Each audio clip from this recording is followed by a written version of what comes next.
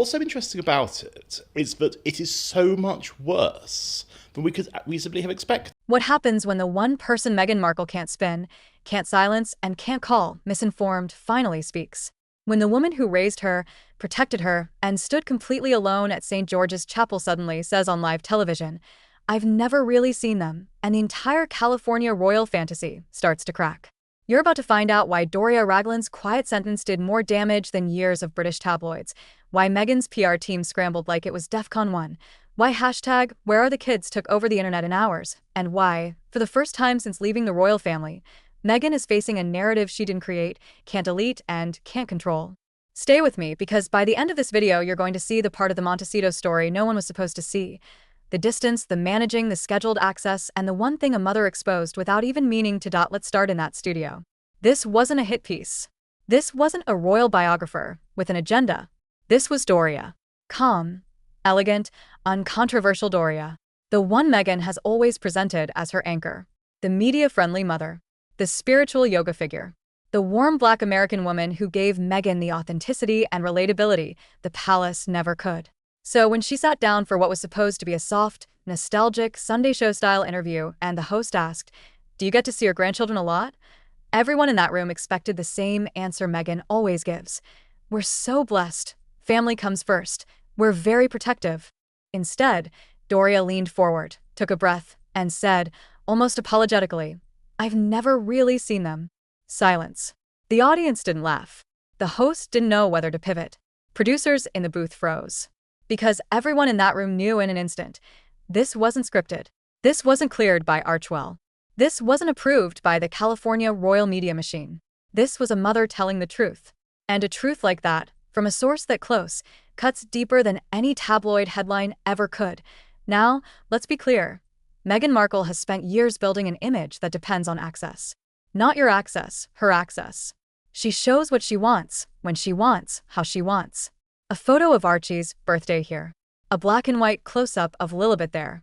A podcast anecdote. A Netflix montage filmed in warm lighting with barefoot children running through a garden. It all said, "We are happy, we are whole, we are healing from the cruelty of the palace, and we are doing it together." That was the brand. The escapees who made it. The royals who got out and became freer, kinder parents S.O. and Doria, who lives right there in Montecito, who has always been presented as part of the household, who literally narrated parts of the Netflix series, says she hasn't really seen the kids. The internet didn't hear. I miss them. The internet heard. There's something off here. Because if Meghan's own mother is saying she doesn't have natural, open, grandmother-level access, then who does? People close to the production said it wasn't supposed to go that way. Doria had notes. She'd been prepped. She was meant to talk about motherhood, resilience, and how proud she is of Meghan. Standard stuff. But when the host asked about the grandkids, there was a pause. Not a long one, but long enough for the truth to win over the talking points. "I love them," she said, "but I can't say I really know them." No anger. No accusation. Just heartbreak. And heartbreak on a mother's face is impossible to PR away. Meanwhile, miles away in Montecito, that clip hit like a bomb. According to people who've worked around the Sussex's place, Meghan was in a meeting when it started trending. First it was a text. "Your mom's interview is circulating." Then another. "She said she hasn't really seen them." Then screenshots. Then links.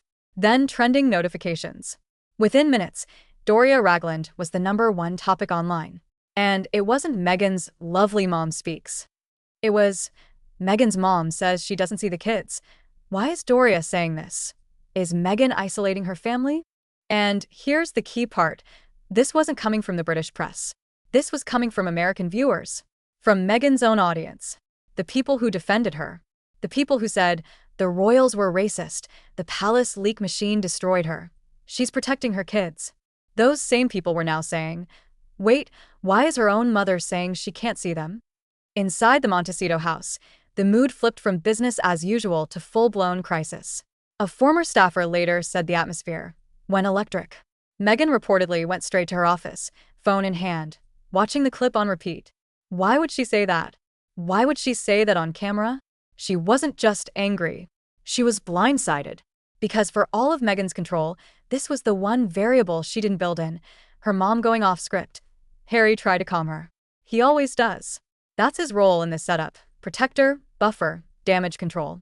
But this time it wasn't the press, wasn't the royals, wasn't Piers Morgan. This was Doria, the only Markle relative Meghan still fully endorsed.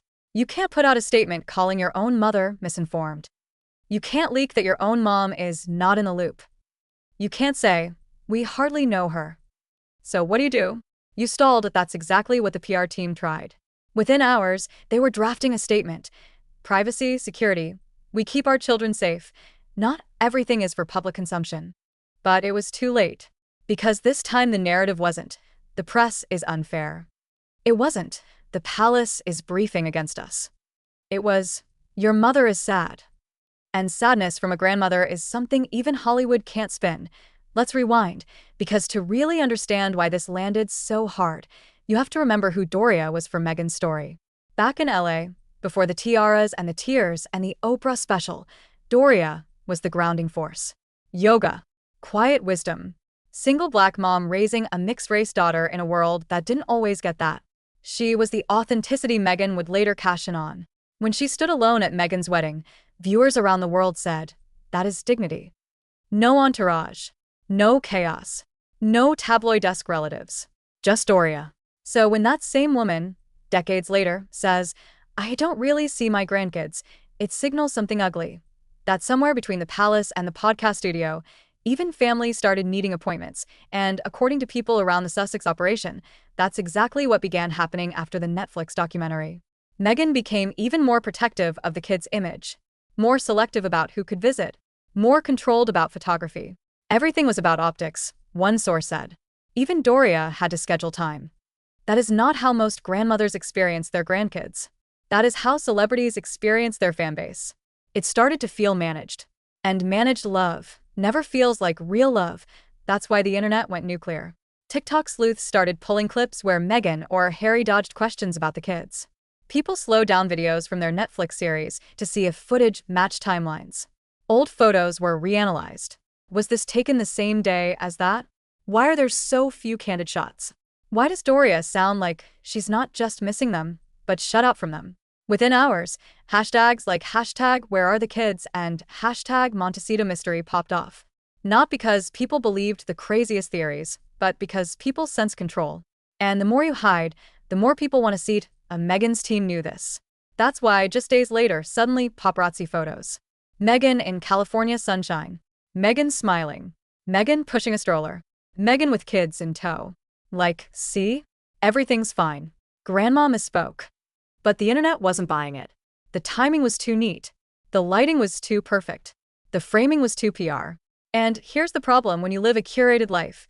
Once people spot the curation, they question everything. What made this worse? Doria didn't walk it back. Reporters reached out. Shows wanted a follow-up. PR people hoped she'd say, oh, I just meant I don't see them as often as I'd like. But Doria just said, I love my daughter. That's all. Calm. Steady. No panic. And that one line, sweet, simple, maternal, kept the story alive. Because it said, I'm not attacking her, but I'm also not lying for her.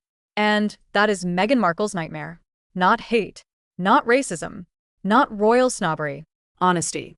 From someone she can't discredit, the ripple effect was instant. 2 brand deals reportedly hit pause. A planned mom-forward public appearance was shelved. Staff at Archewell were told to stay off socials. Friendly media, the kind that usually does soft focus Meghan's new lifestyle era pieces, started asking, is there a family rift? Has Meghan become too controlling? Is she isolating her inner circle? And Hollywood people, the ones who actually matter to her now, started saying what one producer was overheard saying. You can manage tabloids. You can't manage your mom. Inside the house, it was meltdown. One staffer said Meghan was pacing, crying, yelling into the phone.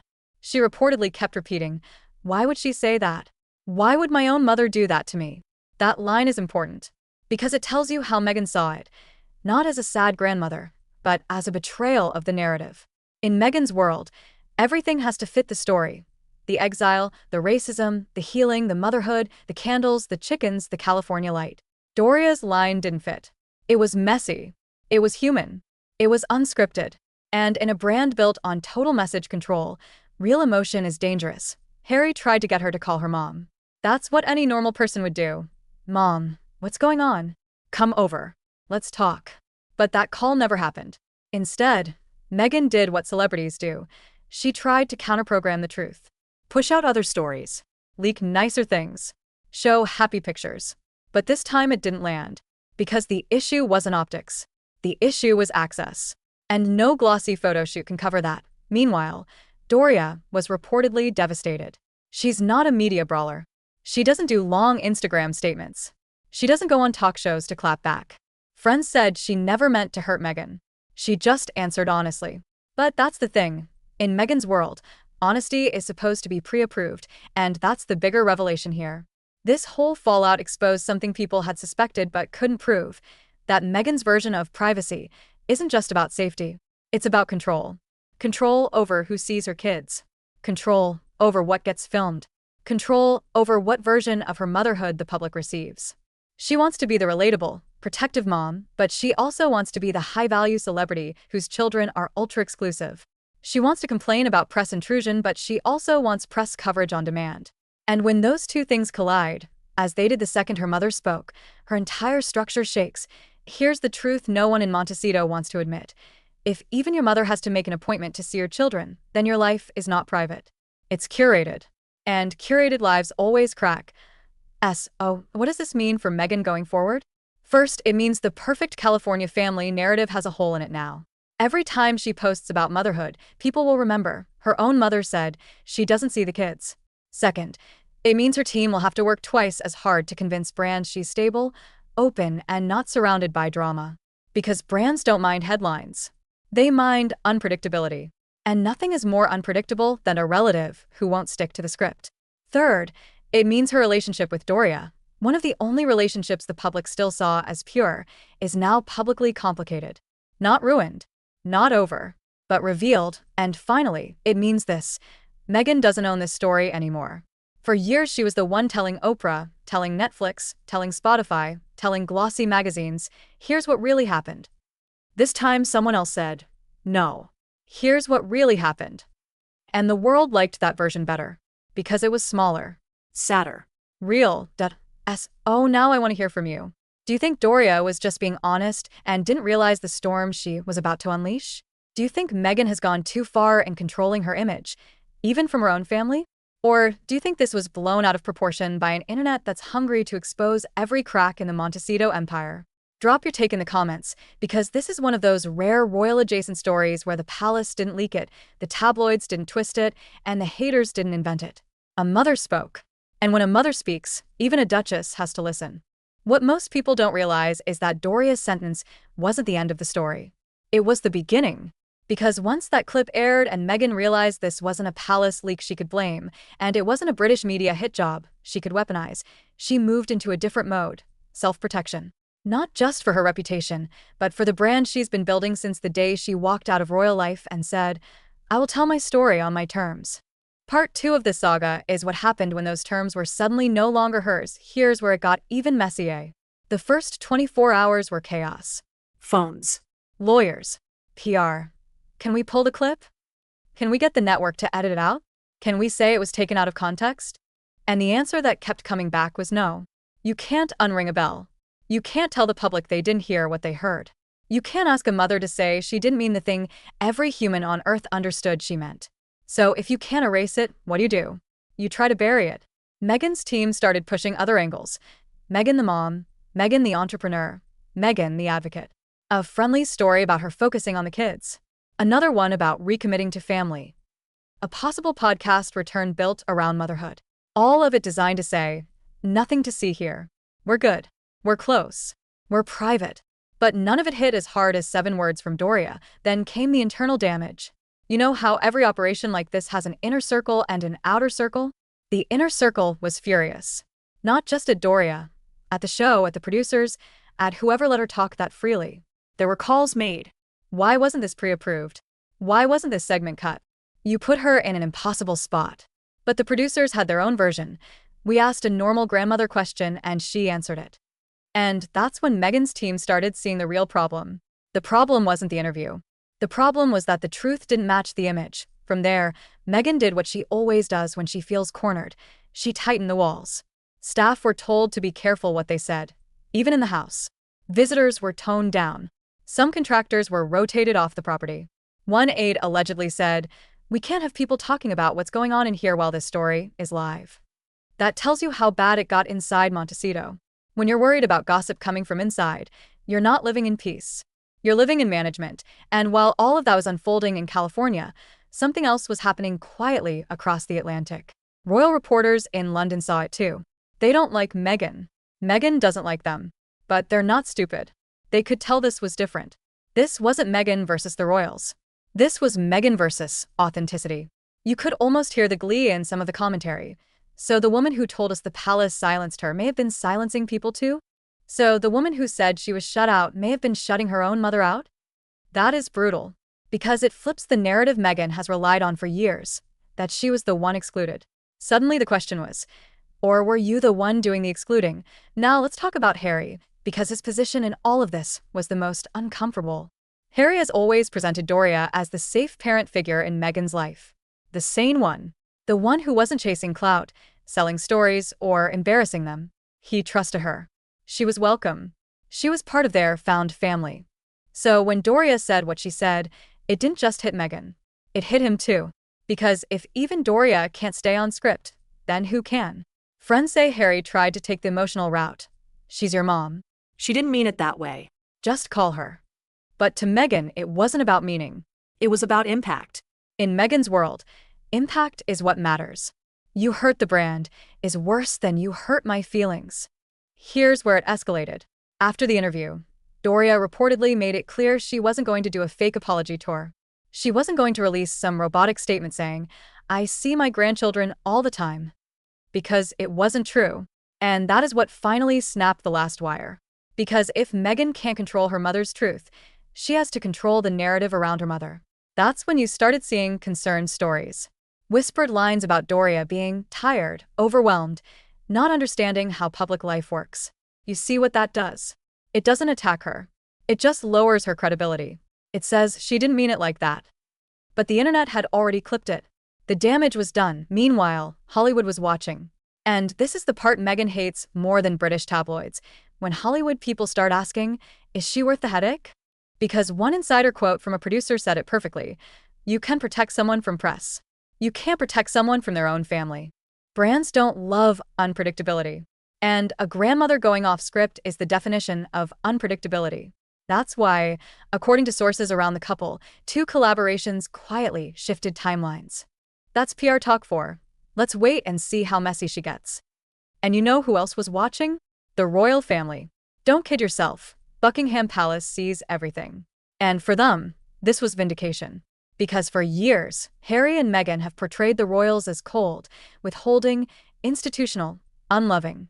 They wouldn't let us be close. They wouldn't let us be ourselves. They didn't protect us. Then, here comes Meghan's own mother saying, without palace pressure, without tabloids, without courtiers, I don't really see my grandchildren. You can imagine the smirks in certain palaces. Because the one thing the monarchy understands better than anyone is this. If you build your whole identity on image, then image can destroy you. But let's go even deeper because this is where part 2 really lives. Doria's line exposed a bigger flaw in Meghan's setup. She wants royal-level control without royal-level infrastructure. When you're in the firm, you've got people everywhere. Private secretaries, comms teams, courtiers, buffers. They keep your family from saying things they shouldn't. They protect the institution, even from relatives. Meghan left that. She said she didn't want that. But she still wanted to keep everything curated. That works fine when everyone around you is on the payroll. It doesn't work when it's your mom. And there's another layer no one wants to say out loud. Meghan's version of motherhood has always been cinematic. Soft lighting, quiet gardens, children's books, thoughtful quotes. But real motherhood is messy. Grandmas drop by. Aunts overshare. Kids cry at the wrong time. Life happens. Meghan has tried to remove all the mess and leave only the empowering. Doria reintroduced the mess. She reminded the world, this is still a real family.